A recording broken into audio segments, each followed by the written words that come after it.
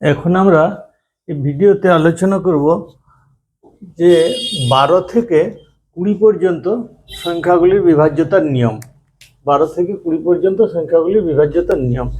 তো এটা আলোচনা করতে গিয়ে আমি কয়েকটি প্রশ্ন পেয়েছিলাম। সেই প্রশ্নগুলি যে 12, 14, 15, 16, 18 এবং 20 দ্বারা বিভাজ্যতার নিয়মগুলি বর্ণনা করতে বলেছে। আর এখানে হচ্ছে দুটো করে সংখ্যা দেওয়া আছে, 13, 17, 19 দ্বারা বিভাজ্য সংখ্যাগুলো আমার মানে খুঁজে দেখতে হবে যে কোন সংখ্যাগুলো 13, 17, 19 দ্বারা বিভাজ্য। তো আমরা প্রথমে এইখানটাতে চলে যাই যে এই 13, 17, 19 দ্বারা সংখ্যাগুলো বিভাজ্য কোন কোন সংখ্যাগুলো। তাহলে প্রথমে আমাদেরকে দেখতে হবে 3, 3, 5, 6 এই সংখ্যাটি 13 দ্বারা বিভাজ্য কিনা। তো এখানে সংখ্যাটি লিখলাম 3, 3, 5, 6। তো 13 দ্বারা বিভাজ্যতা আমাদেরকে খুঁজতে গেলে এই প্রথম সংখ্যাটিকে আমাদেরকে 4 দিয়ে গুণ করতে হবে।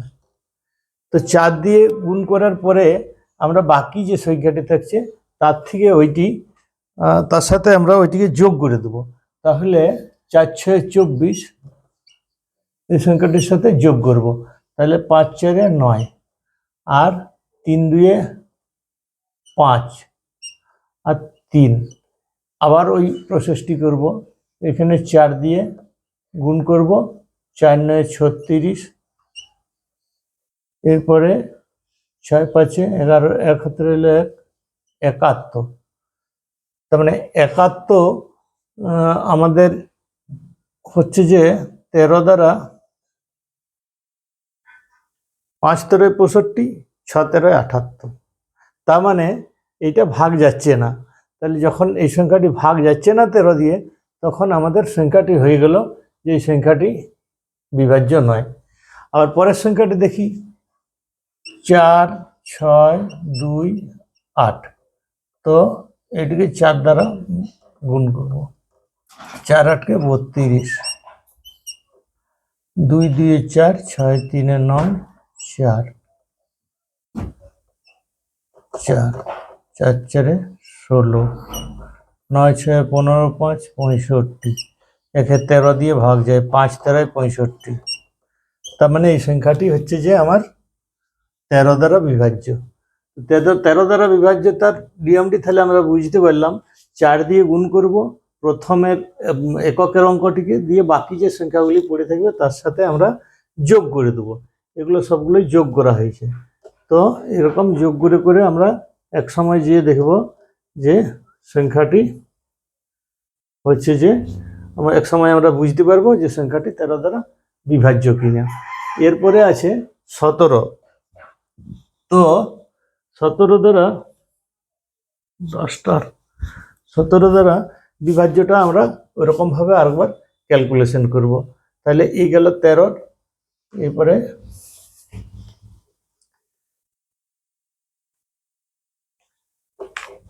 3, 9, 8, 3, 1, 3, 9, 8, 3, 1। তো এই সংখ্যাটা আমাদেরকে যাচাই করতে হবে যে এটা 17 দ্বারা বিভাজ্য কিনা। তো আমরা 17 দ্বারা বিভাজ্য কিনা এটাকে 12 দ্বারা গুণ করব, দিয়ে আর এর সাথে যোগ করব। তো 12, 1 কে 12, 3 আর 2, 5, 8 আর 1, 9, 9, 3।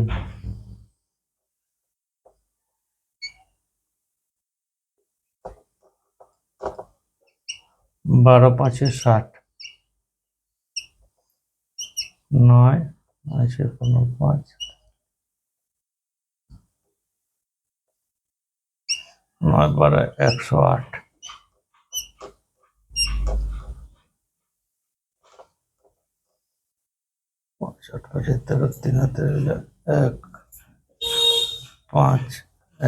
তার মানে 153 ভাগ 17। তার মানে 17, 9, 153। তার মানে এটা ভাগ গেল। তাহলে হয়ে গেল আমার এই সংখ্যাটি 17 দ্বারা বিভাজ্য সংখ্যা। এরপরে হচ্ছে যে আরেকটি সংখ্যা আছে 3 8 3 8 1 5 6 12 6 12 72 5 আর 2 7 7 আর 1 8 3 8 মনে তো 12 84 4 12 2 1 8 17 17 7 1 4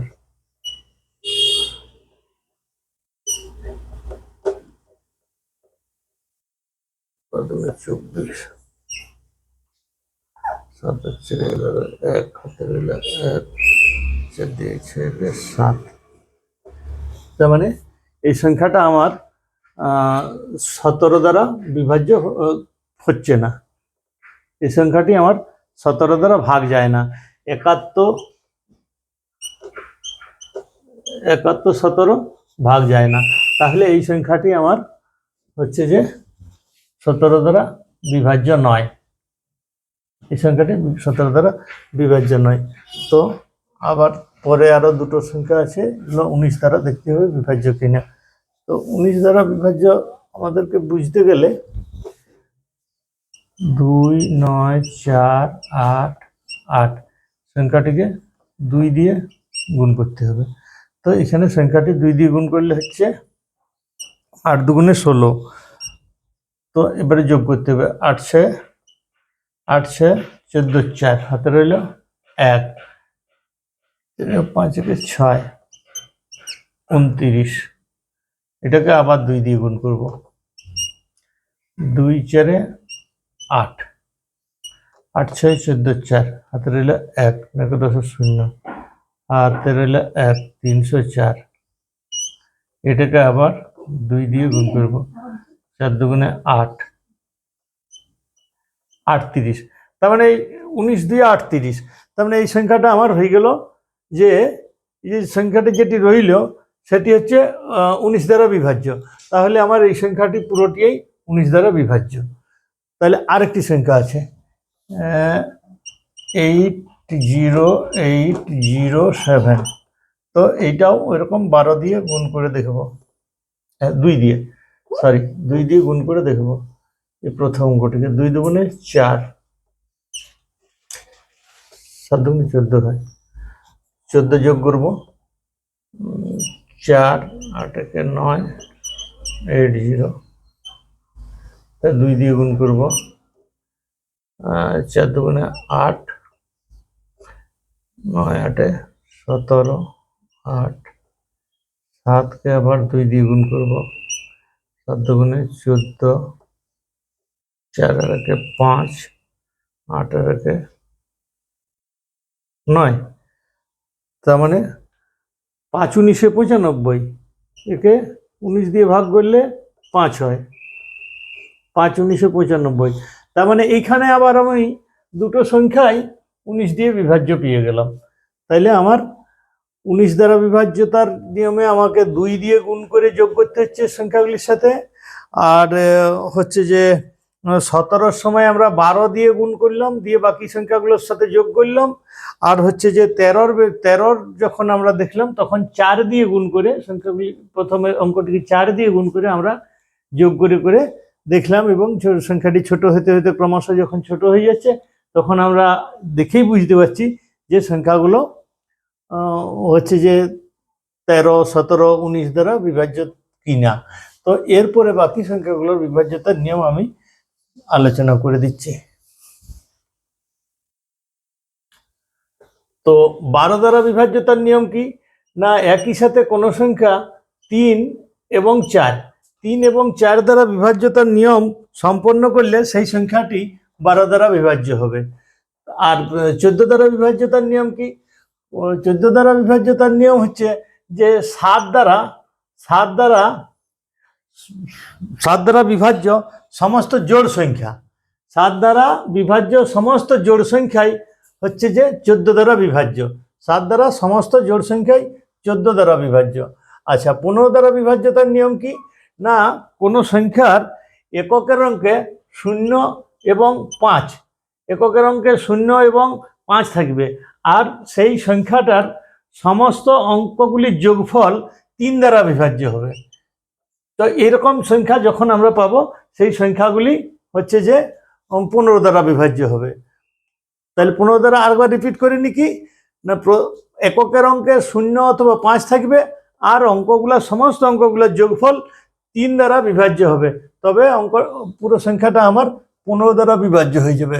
এবারে 16 দ্বারা বিভাজ্যতার নিয়ম কি না, 16 দ্বারা বিভাজ্যতার নিয়ম হচ্ছে একই সাথে সংখ্যাটা 2 এবং 8 দ্বারা বিভাজ্যতার নিয়ম যা আছে সেইটা সম্পন্ন করবে। ওই একটি সংখ্যাই এই দুটি সংখ্যার দিয়ে বিভাজ্যতার নিয়ম সম্পন্ন করলে সেই সংখ্যাটা আমার হয়ে যাবে যে 16 দ্বারা বিভাজ্য। আচ্ছা, 18 দ্বারা বিভাজ্যতার নিয়ম কি না, 18 দ্বারা বিভাজ্যতার নিয়ম হচ্ছে সংখ্যাটা মানে এককের অঙ্কে হচ্ছে যে এই সংখ্যাগুলো থাকবে 0, 2, 4, 6, 8। কোনো সংখ্যার এককের অঙ্কে 0, 2, 4, 6, 8 থাকবে এবং সংখ্যাটি 9 দ্বারা বিভাজ্য হবে। মানে যোগ করলে সংখ্যাটির অঙ্কগুলিকে যখন যোগ করব তখন সেগুলি হবে 9 দ্বারা বিভাজ্য, তবে যে আমার 18 দ্বারা বিভাজ্য হবে সেই সংখ্যাটি। আচ্ছা, এবারে 20 দ্বারা বিভাজ্যতার নিয়ম। 20 দ্বারা বিভাজ্যতার নিয়মে এককের অঙ্কে সবসময় 0 থাকবে এবং দশকের অঙ্কে এই সংখ্যাগুলি বিদ্যমান থাকবে। এককের অঙ্কে 0 থাকবে এবং দশকের অঙ্কে 0, 2, 4, 6, 8 এই সংখ্যাগুলি বিদ্যমান থাকলে সেই সংখ্যাটি 20 দ্বারা বিভাজ্য হয়।